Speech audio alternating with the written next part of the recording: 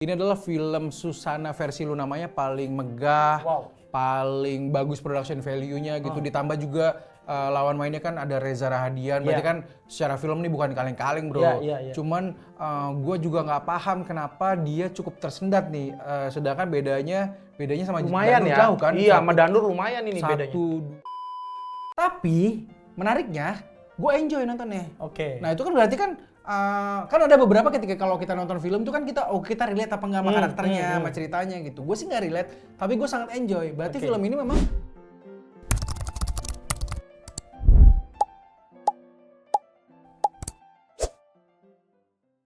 Assalamualaikum warahmatullahi wabarakatuh. Ketemu lagi bareng saya Yabes dan juga bersama dengan Gus. tahu aja nama gue Agus. Agus Item. Dan masih dalam Pildapil, pilihan daftar film. Pildapil kali ini spesial banget karena kita bahas 6 film Liga Lebaran. Kita mau nentuin atau kita mau bacain klasmen sementara. Oke. Di klasmen yang pertama ada siapa? Ada Danur The Last Chapter dengan 1.299.290 penonton. Ya. Kenapa bisa sampai 1.299.290.000 sampai dengan detik ini tanggal 25 Maret? Bisa jadi ya ini karena mungkin masyarakat kita masih suka sama film horor. Yes. Yang kedua mungkin IP-nya juga pengaruh gitu ya. Karena gua lihat sebenarnya di film Lebaran ini kan horor cuma 2 nih. Ya antara Susana sama si Danur. Gue pikir secara production value based on trailer ya, itu akan lebih berasa di Susana nih. Ternyata Danur bisa ngelit. Gokil juga sih, keren. Dan kalau menurut gue kan sebetulnya film Lebaran ini harusnya ya lebih ke film keluarga.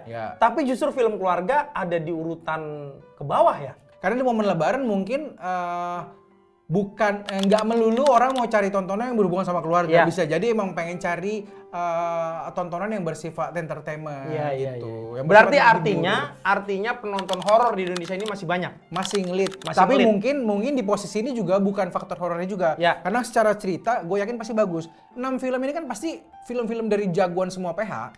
Nggak mungkin mereka PH ini bertarung sedemikian rupa ngasih film yang biasa-biasa aja. Pasti karena ini kesempatan liburan panjang. Iya, dan dari 6 ini kan semua materi kuat semua gitu. Wow, luar biasa. Yang kedua ada Tunggu Aku Sukses Nanti di 876.000.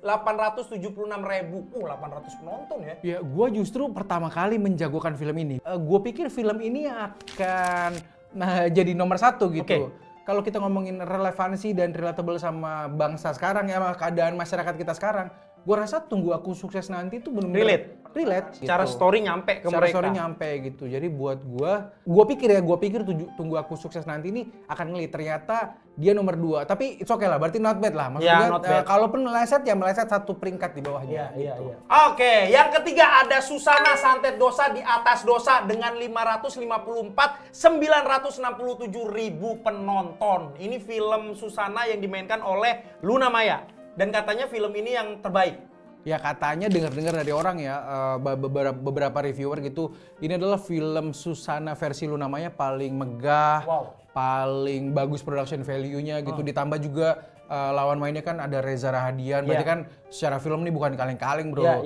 Cuman gue juga nggak paham kenapa dia cukup tersendat nih, sedangkan bedanya sama lumayan Danur ya. jauh kan. Iya, sama Danur lumayan ini bedanya. 1.290 sekian sama ketemu 500 gitu. Karena secara cerita gue yakin ya film-film seperti Susana memang bukan film-film yang dikatakan baru gitu. Jadi memang harus gimana caranya dari sisi filmmaker atau dari sisi studio punya satu rasa baru yang bisa menjual filmnya supaya agar lebih relevan sama masyarakat, sama penonton kita sekarang gitu. Karena kita semua tahu bahwa legenda horor, legenda film-film horor itu kan Susana dari dulu kan. Betul. Dan menurut gua ada beberapa kali aktris Indonesia memang yang dinobatkan akan menjadi Ratu Horor The Next Susana. Memang kayaknya yang paling mendekati memang Luna Maya gitu. Paling mirip dari sisi kapasitas wajah gitu, terus juga permainan. Kualitas acting ya memang Luna Maya yang sejauh ini yang memang benar-benar mirip. Benar-benar mirip. Gitu. Makanya sebenarnya agak disayangkan juga dengan angka yang 500 sekian ini. Mudah-mudahan gapnya lumayan jauh. Ya, mudah-mudahan dari sisi studio bisa mencari trik-trik marketing atau gimana cara menaikkan sales di momen-momen minggu kedua ketiga Ya, setelah ini masuk rilis minggu ya. kedua Ini ketiga minggu nih kedua ya? nih, Ya, minggu kedua. oke. Ya, dan yang keempat ini adalah film keluarga yang luar biasa dan menurut gua harusnya ini yang jadi nomor 1. Ya. Adalah Nawila dengan 334.758 penonton. Per hari Rabu, Per hari 25 Maret. Bisa naik lagi nggak ya? Mudah-mudahan, HP harus Harus. naik. Kenapa? Karena menurut gua ini film Nawila tuh film yang wajib atau ya kalau bisa di atas 1 juta penonton lah. Karena dengan segi struktur ceritanya bagus, visualnya luar biasa juara, production desainnya well produced gitu, terus editing, directing, pemain. Kayaknya gue sebagai penonton agak susah mencari di mana letak minusnya. Gitu. Dan jujur aja sebagai penonton dewasa gitu, gue tidak bisa relate dengan karakter Nawila gitu. Tapi menariknya, gue enjoy nontonnya. Nah itu kan berarti kan ada beberapa ketika kalau kita nonton film tuh kan kita relate apa nggak sama karakternya, sama ceritanya gitu. Gue sih nggak relate, tapi gue sangat enjoy. Berarti film ini memang bisa menghipnotis lo juga. Bisa merangkul seluruh tipikal penonton ya kan. Terus gue merasa masuk lagi ke dunia anak-anak yang penuh imajinasi tanpa batas gitu, dan berasa sih magical environment di filmnya tuh masuk juga sih ke gue sebagai penonton gitu. Dan ini memang film yang membuat kita tuh jadi banyak belajar. Banyak hal yang kita bisa belajar dari film ini gitu. Dari sisi parenting. Dari sisi parenting gitu loh. Bagaimana caranya menjaga anak, menasihati anak, bla bla blanya. Dan dari sisi kita sebagai pekerja visual gitu, misalnya which is itu filmmaker, sineas, itu tuh menurut gua banyak banget ilmu yang bisa lu ambil gitu. Gua pribadi nontonnya tuh kayak gila nih Rian Adriandi tuh matang banget bikin visual treatmentnya gitu. Luar biasa sih kayak penempatan VFX dan shotnya tuh benar-benar menyatu dan on point gitu. Banyak visual filosofi. Dan nggak terlihat berlebihan sih menurut gua karena on point aja itu tadi. Itu yang susah sih menurut gua. Oke, selanjutnya di posisi kelima ada Senin, harga naik dengan 542.000 penonton. Ya, sebenarnya Senin harga naik ini juga tipe film yang film keluarga, dan tentunya gue berharap bisa naik lebih jauh lagi, bisa menembus 1 juta. Banyak yang bilang bahwa ini cukup relate dengan permasalahan keluarga, apalagi buat teman-teman atau buat orang yang lagi ada gejolak di keluarganya, berbeda pendapat atau berantem dengan orang tuanya. Ini tuh katanya sangat relate gitu. Jadi ini bukan film yang layak cuma dapat 310 penonton. Seharusnya bisa lebih. Bisa 1 juta harusnya. Karena itu tadi ya, mudah-mudahan di minggu kedua, ketiga, keempat bisa naik signifikan ya, karena katanya bagus banget sih ini. Katanya gitu ya? Katanya bagus banget sih ini. Nah, gue juga belum nonton. Nonton. Oke, dan yang terakhir ada Pelangi di Mars dengan 161.999 penonton. Wow. Ini sebetulnya film bagus. Ya kalau lo udah nonton ya? Karena gue udah nonton.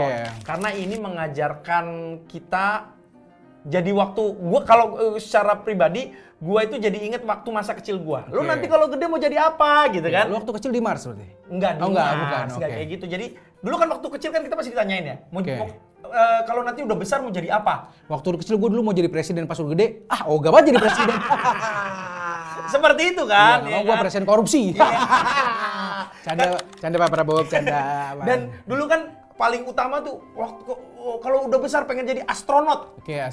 Pengen ke bulan, pengen ke Mars, bla bla bla. Nah, film ini tuh menceritakan bagaimana perjuangan seorang anak yang ada di Mars dan dia terlahir di Mars. Kan kalau ini diskusi aja. Kalau gue baca-baca reviewer atau nonton beberapa orang yang nge-review film, lebih banyak nge-review kurangnya, kritiknya tuh tajam. Buat gue bikin film atau memproduksi suatu film, ketika film itu udah jadi produk yang ketemu penontonnya, udah jadi produk yang sampai level distribusi, itu udah nggak bisa diapain lagi. Betul. Misalnya gini, kita sebagai filmmaker ketika di media editing bisa sangat menemukan kekurangannya kok. Betul. Tanpa orang harus nge-review. Bener kan? Tanpa, kayaknya emang kurang di sini. Tapi kan lu nggak bisa ngapa-ngapain. Betul. Beda sama kayak lu bisnis makanan, misalnya bikin nasi goreng, lu rilis nih hari pertama kedua, orang pada komplain, kok nggak enak nih. Akhirnya lu, gue tarik balik deh. gue bikin ulang deh resepnya supaya jadi lebih enak. Itu kan bisa dijual lagi. Sedangkan kalau film udah jadi outputnya ketemu penonton ya udah barang jadi gitu. Yang bisa diambil pelajaran sebagai filmmaker cuman oke, berarti yang kemarin nggak works, caranya harus kayak gini. Tapi sebagai sebuah produk ya udah gitu, nggak bisa diapain lagi. Gitu. Dan gua sangat setuju dengan Mas Upi ya. Thank you banget nih bisa membuat kembali kita itu sebagai anak Indonesia harus punya imajinasi yang luas juga gitu. Supaya daya pikirnya tak terbatas. Itu sih. Oke, itu dia 6 pildapil pilihan daftar film klasemen Lebaran. Ya, klasemen Liga Film Lebaran. Kira-kira menurut lo film mana yang patut dikasih kesempatan lebih baik dan film mana menurut lo yang memang sudah sepantasnya ada di situ? Ya. Komen aja langsung di bawah di channelnya Punchline Entertainment. Jangan lupa like, share, dan subscribe. Dan komen juga beberapa video Punchline lainnya. Kalau ada film-film yang mau kita review atau film-film yang mau kita kasih listnya, silakan komen di bawah.